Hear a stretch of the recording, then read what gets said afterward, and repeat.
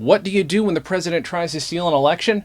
You make a ton of comedy albums about it. There are other things you also do, but the one I'm interested in right this second is the glut of comedy albums that was created in the wake of the Richard Nixon Watergate scandal. Hi, it's me still. There's a reason I'm frozen. I took a little bit of artistic liberty with how I framed this whole thing, but I should point out that timeline-wise, many of these records actually came out before the Watergate scandal broke. That's how reviled Nixon was. Plenty of them also did come out afterwards, of course. I just didn't want you to think that I was misrepresenting the history of these records, because still, the title remains true. Thanks so much. Here are 5 albums that tried to destroy Richard Nixon. I'm Jason Klamm, and this is Comedy on Vinyl.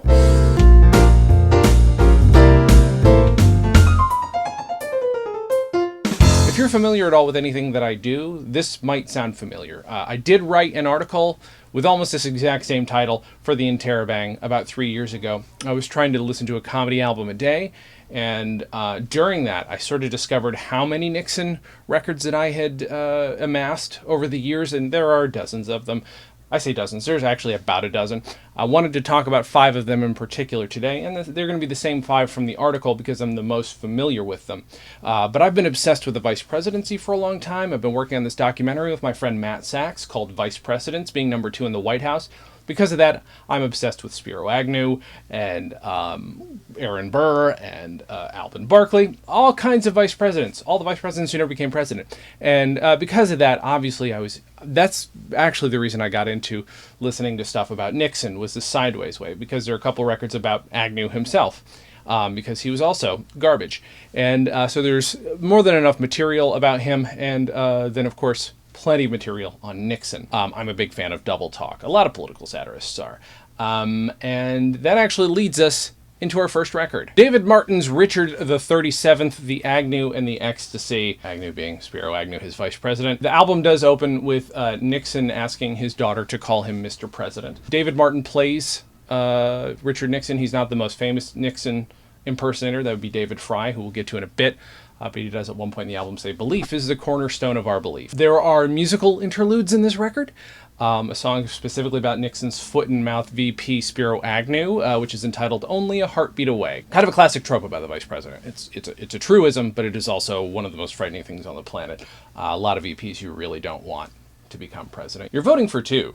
People always sort of forget that when it comes to the VP. Agnew is an inveterate racist, and there's a whole bit where he talks about how we need to provide more housing and education and opportunities for African Americans, because only with our help will they ever know their place. That was the kind of guy he was, and it is a very pointed bit of satire that I happen to love. There are some of these records that are quite good.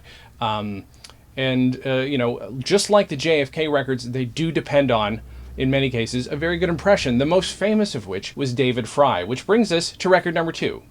So in 1969, David Frye introduced I Am the President with his impression of Richard Nixon, obviously at the forefront of the whole thing. He does, of course, go to his bathroom mirror and says, "Who's the president of them all?"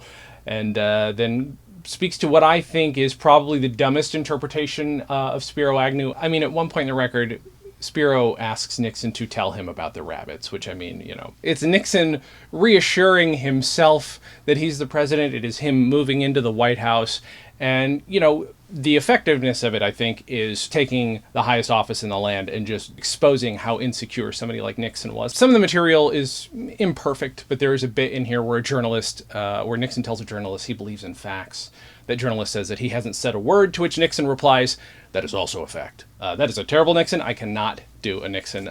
It's not the most hard-hitting album, but I really like Nixon's doublespeak because it was an art in and of itself. And I think putting that on a record in a fun way. That is a classic trope, of course, is political doublespeak, but you're actually seeing it embodied in Richard Nixon, and you couldn't do an album without doing that. But it is the best material on this record. And performance is really a big part of this record, of course, as David Frye did, I think, 3 Nixon records, and his impression is what carries them, even through some of their worst, some terrible material.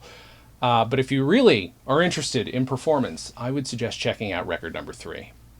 1969's The Begetting of the President starring Orson Welles. Orson Welles narrates this. It's a biblical style telling of what it took for Nixon to become president. The idea, I think, being that it is a miracle that he was ever elected. It is very, very, very verbose, and it's hard to make that work in a comedy album unless you've got like a ton of characters and a ton of back and forth. It's interesting to hear Orson Welles do accents, like when he does LBJ. He just, again, adds gravitas to something to make it even funnier. This is I don't know if this could work in any other way. It's filled with just really great quotes, including referring to Nixon as a low potential high achiever. There's also a quote from Eisenhower: "Kings are not always wise. Sometimes they're just there." There's no live audience on this record either, and that's something that sets it apart, because usually there are live or canned audiences. I don't believe the ones on the previous two are canned, but this one has none. So it is a full production. So I don't know that it has the depth, like the audio depth of like a Firesign record or anything, but it is definitely interesting. I don't know if it would hold up to most attention spans today, including mine. I mean, some of these can be a trudge to listen to, but it's interesting to hear Orson Welles doing comedy. Not that he hasn't done it before, but it is interesting to hear him doing a comedy record. One of the dumber jokes in it is still something that I kind of really like, which is Nixon saying, "You won't have Richard Nixon to smite around anymore." It's a dumb gag. It's biblical. It's meant to ironically lift and elevate this material about somebody who is just a schmuck. And it's true, they didn't have Nixon to smite around anymore. But do you know who stuck around for quite a while? For quite a few albums, including one much later than the 70s? David Frye, who is on the list again for album number 4. So, based on the name of the record, I obviously assumed it might be a musical parody originally. But David Frye actually stuck to his guns. And this is just a regular old sketch album, beginning with a weirdly effeminate portrayal of Billy Graham for some reason. Not quite sure why. There's some really good there's some really good moments on the album. Some credited to Gabe Kaplan of Welcome Back, Kotter fame. He's on the record as well. There's a moment here when Nixon refers to a freeze on wages. David Frye then reassures the audience that this also affects your president. My income will be frozen at $200,000. He explains that he's giving the Vietnamese control over their own identity, if not in this life, then in the next. Dark, but good. I like the darker stuff best. And Gabe Kaplan, like I said, performs on this record. He plays Jerry Rubin at the time, who was a young revolutionary who would eventually actually end up symbolizing hippies becoming yuppies. The symbolizing the selling out of the hippies. And this album actually kind of saw all that coming, because Kaplan, again playing Rubin, he's asked by Nixon, played by David Frye, if he'd rather live somewhere else. He responds, "This country's good for revolutionaries. College tours, book royalties, I'm making a fortune." Cynical? Sure, but this is the birth of a certain type of cynicism. Political satire has always been cynical, but this is its own brand. Nixon was proof that things were getting worse, just in front of your eyes. Sound familiar? I think it's important to note that obviously most of these records are made by comedy people. Strictly comedy people. But one exception is, of course, that Orson Welles is the star of The Begetting of the President. Another notable exception, though, is Gore Vidal, who's responsible for number 5 on this list. In 1972, Gore Vidal's An Evening with Richard Nixon is released, in which there are portrayals of Gore Vidal-like people. If Gore Vidal were still around, I don't think he'd mind me saying he had an ego. "Never pass up an opportunity to have sex or be on TV," if I'm not mistaken, was a quote of his. My friend Matt Sachs, who I mentioned earlier, and I both interviewed Gore Vidal in around 2006. He called us better interviewers than Ken Burns, or something to that effect, but he then did say, "Yeah, go ahead, you can use that in the publicity for your documentary," which of course we have never stopped doing. What I'm realizing, though, is we should have asked him if we were better interviewers than William Buckley. I think he punched neither of us. So this album does actually open with Buckley and Vidal analogs, which I think honestly are perfect. They are these perfect analogs for the left and the right, and that is not a bad way to start a record, and at least pretend maybe like you're being bipartisan.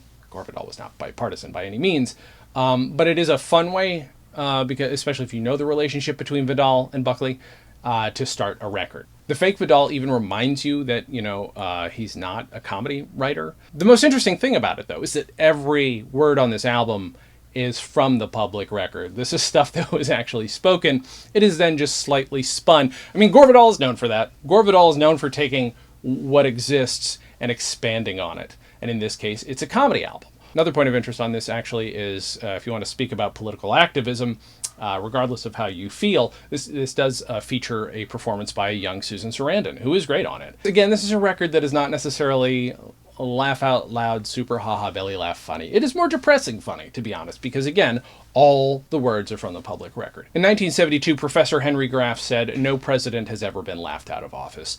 And that's a very good point. Satire is not that kind of powerful. It is more of an erosion type power. It's water against the stones. It is just a constant reminder. Please don't forget. And it does obviously sometimes have the ironic effect of just making you sort of laugh stuff off, when that's never really been the point of satire. It's there to remind you. Now, I think that the laughing stuff off kind of does come from being bombarded and being inured to these things. Because at some point you figure, oh, well, I have to accept it. Things suck.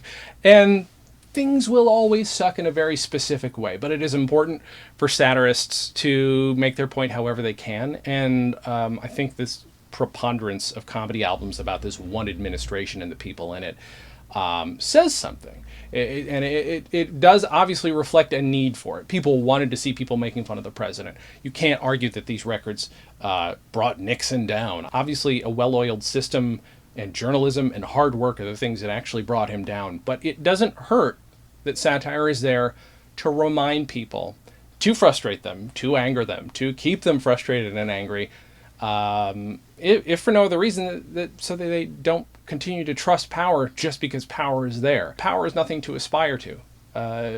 Sometimes it happens, and if you have it, then that's when the responsibility thing happens. But if you aspire to it, that's when you should be worried. You should be worried, and the people around you should be worried. So satire is there to kind of remind us that nobody needs to be that powerful, and if they are, that they have to stay in check. There are many more. Like I said, there's about a dozen or so from the era, about the era.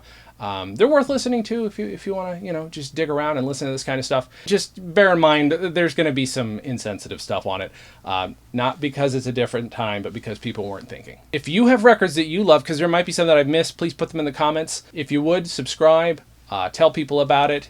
If you click the little bell, it reminds you as soon as I have a new video, which is usually every week on Wednesdays. You can check out the Comedy on Vinyl podcast at comedyonvinyl.com.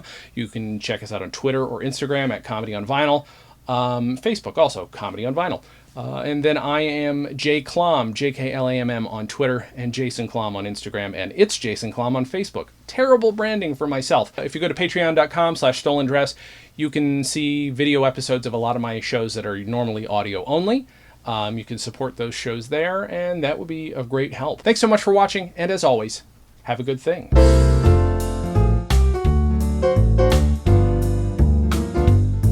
Stolen Dress Entertainment.